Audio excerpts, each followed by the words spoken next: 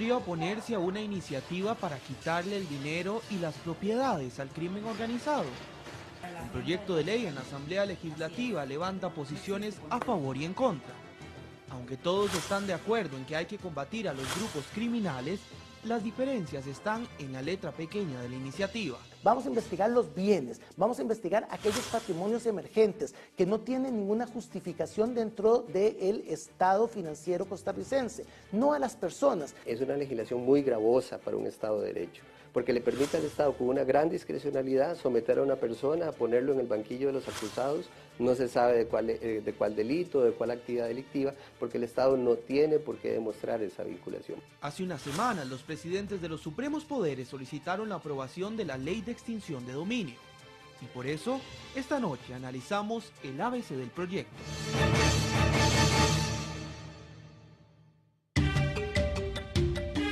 Tiene un nombre extravagante, pero en síntesis significa que el Estado pueda quitar todos aquellos bienes patrimoniales vinculados con actividades ilícitas. Hay dos maneras de obtener los patrimonios en Costa Rica. Una lícita. Esta lícita deja gran cantidad de huellas, deja facturas, deja documentos en el sistema financiero nacional, mientras que la ilícita no deja nada. Extinguir el dominio es quitarle el bien nada más, ese dinero, ese hotel, esa lancha, ese bote, eso que usted no puede justificar mediante el origen que tutela la Constitución y la propiedad privada de donde salió, se le quita. La idea del proyecto es afectar directamente el capital de estas organizaciones. Por eso se enfoca en atacar las finanzas. Nosotros vemos que nuestras cárceles están llenas por los bandos más bajos del crimen organizado, en donde son personas que desafortunadamente son fáciles de sustituir en las organizaciones criminales, y en donde si se sigue bajo esta estrategia, pues vamos a tener que ir creciendo en el sistema penitenciario, pero no estamos afectando la criminalidad organizada. Cuando metemos preso a alguien, luego de seguir las garantías del proceso penal, sencillamente ese alguien es sustituido por otro y el negocio sigue. O ese alguien que puso los bienes a nombre de terceros a los que no podemos acusar y por eso no podemos quitarle los bienes, tiene su capital ahí, espera salir en libertad y retomar su dinero. O bien con ese dinero mandar desde la cárcel los grupos criminales. En este momento en el país se utiliza la figura del comiso para quitar bienes al narco y otros grupos. Pero eso sucede hasta que se encuentra una persona culpable de un delito y se demuestra que su patrimonio fue adquirido de manera ilícita. Para eso debe haber una vinculación entre la persona, el hecho delictivo y la propiedad. Hay procesos de que se pueden ir hasta 6 años, 7 años, entonces porque se van hasta la parte de casación. Habría que esperar hasta que ya quede la sentencia en firme para poder disponer de esos bienes. Con el proyecto de extinción de dominio, pues efectivamente lo que se hace es bajar esos plazos. Bueno, pero si es una herencia, tiene algún testigo, personas. Quienes apoyan el proyecto de extinción de dominio insisten en que no se trata de materia penal, puesto que se perseguirán a los bienes y no a las personas. Aquí no va a haber prisiones preventivas, no va a haber la pena de banquillo, que es el mero hecho de estar sentado en un proceso por muchos años, ni va a haber, aunque no haya pena privativa de libertad, no va a haber que le inscriban su condena en el archivo criminal y mucho menos va a ser condenado a prisión. Vamos a investigar los bienes, vamos a investigar aquellos patrimonios emergentes que no tienen ninguna justificación dentro del Estado financiero costarricense, no a las personas, y por lo tanto hablar aquí de un principio de inocencia sería no entender la naturaleza propia de la ley.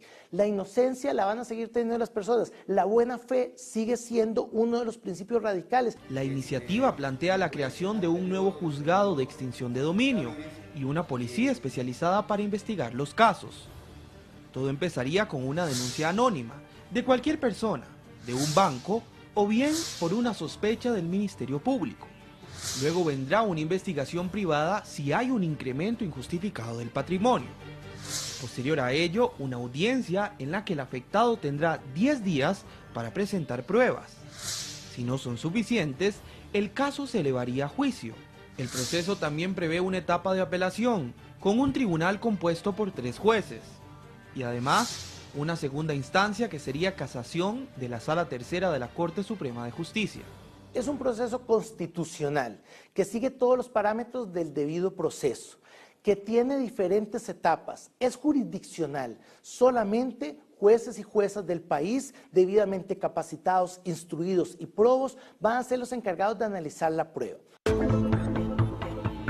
El Estado administraría todos los bienes que no puedan justificarse ante el juzgado, por medio del Instituto Costarricense sobre Drogas. La ventaja de este proyecto de ley es que hace una retribución a la sociedad, a las comunidades que han sido directa o indirectamente azotadas por el crimen organizado a través de una visión del desarrollo humano. Entonces va a retribuirle ese daño que le ha hecho la criminalidad organizada a través de estos bienes y este patrimonio.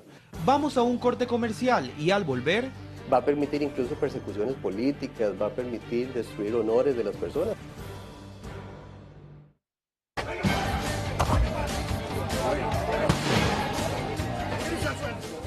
antes de la pausa conversábamos sobre el proyecto de ley de extinción de dominio. En términos generales, nadie se opone a combatir el lavado de dinero, el narcotráfico o el crimen organizado. Pero hay quienes advierten que tal y como está la iniciativa, podría afectar a cualquier ciudadano, aunque no esté vinculado en actividades irregulares. Desde pasiones humanas hasta envidia de un vecino, cualquiera podría interponer una denuncia anónima. Hay muchísimas personas que si esto entrara a regir así como está, estaría en serios problemas. Esto se puede presentar una denuncia contra cualquier persona. Viene la denuncia, de inmediato le ponen una etiqueta en la frente a esa persona que está siendo expuesta o que está siendo procesada por un procedimiento de extinción de dominio. De inmediato todo el barrio y todo el mundo va a vincular a esa persona con actividades ilícitas. Va a permitir incluso persecuciones políticas, va a permitir destruir honores de las personas, porque basta que un ciudadano esté sentado en el banquillo de los acusados de la jurisdicción de extinción de dominio para que la gente empiece a pensar, si está sentado ahí será por algo, porque la extinción de dominio es solo para delitos muy graves. Por otro lado, argumentan que se invierte la carga de la prueba. Es decir, es el ciudadano el que tiene que probar que sus bienes no tienen ningún vínculo con actividades criminales, y el Estado se libraría de hacer una investigación que lo compruebe. Queda la pregunta en el aire. ¿Será acaso una sospecha policial?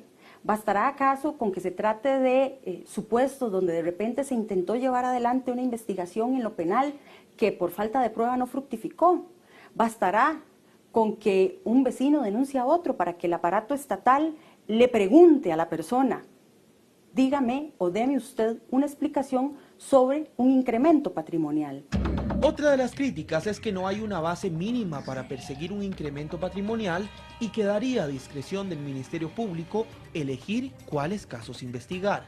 No hay un umbral para decir, bueno, ellos van a perseguir aquellos bienes de un valor superior a, no sé, a 100 millones de colones, a $200,000 o $300,000. No, hoy pueden perseguir cualquier incremento patrimonial, por pequeñito que sea. ¿Puede usted justificar la manera en cómo consiguió estos bienes? Ahora bien, quienes impulsan la extinción de dominio aseguran que no se trata de un proyecto de carácter penal porque se persiguen bienes y no personas, pero uno de los cuestionamientos es su carácter sancionatorio. Esa es la parte más criticable de la forma de defensa de este proyecto, puesto que yo nunca he visto un bien que en sí mismo sea antijurídico, que por sí mismo haya actuado delictuosamente. Los vehículos, las ganancias de capital, los dineros en los bancos, no son por sí mismos ilícitos. Los que lo hacen ilícitos son las actividades de donde provienen y las personas que las desarrollan. Finalmente, este es un proyecto que se dirige a personas que tienen que explicarle al Ministerio Público por qué sus bienes, sus ganancias y sus instrumentos son o provienen de actividades ilícitas o de actividades que no pueden explicar.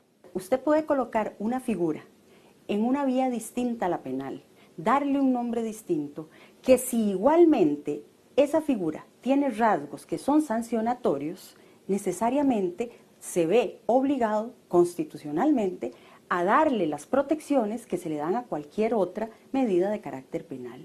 Y aunque es una herramienta para uso exclusivo del Poder Judicial, existe el temor que se preste para fines políticos. quienes detentan el poder empiezan a abusar del poder y utilizan herramientas como esta para poner de rodillas a toda la ciudadanía. Si alguien levanta la voz en contra del gobierno, le aplican esta ley, le ponen una etiqueta en la frente que es un legitimador de capitales, que es una persona que está metida en un proceso de investigación para extinguirle su dominio, y ya con eso la matan su personalidad, su carácter. Una de las propiedades decomisadas al expresidente de Guatemala, Otto Pérez Molina, pasó a manos del Estado. En la policía decomisaron bienes por 53.000 millones de pesos al ex senador Otto Bula, detenido por los sobornos de Odebrecht. El juzgado de extinción de dominio dio por válida la hipótesis de la Fiscalía General de la República que la camioneta fue usada para lavar dinero del narcotráfico. Una gran parte de países de América ya tienen una ley de extinción de dominio. Quienes la impulsan aseguran que Costa Rica se convertirá en una gran lavandería de dinero si no se aprueba pronto. De hecho, un informe de la CEPAL del año anterior puso a Costa Rica como el país de Latinoamérica con la mayor tasa de lavado de activos. Pero quienes se oponen a este texto legislativo señalan la gravedad de que el Estado tenga un gran poder para quitar bienes a cualquier ciudadano. Además, afirman que el artículo 22 de la Ley de Delincuencia Organizada ya tiene una figura similar, por lo que una nueva ley sería innecesaria. Aunque los presidentes de los supremos poderes pidieron la pronta aprobación de este texto, lo cierto es que aún falta un buen debate en el Congreso.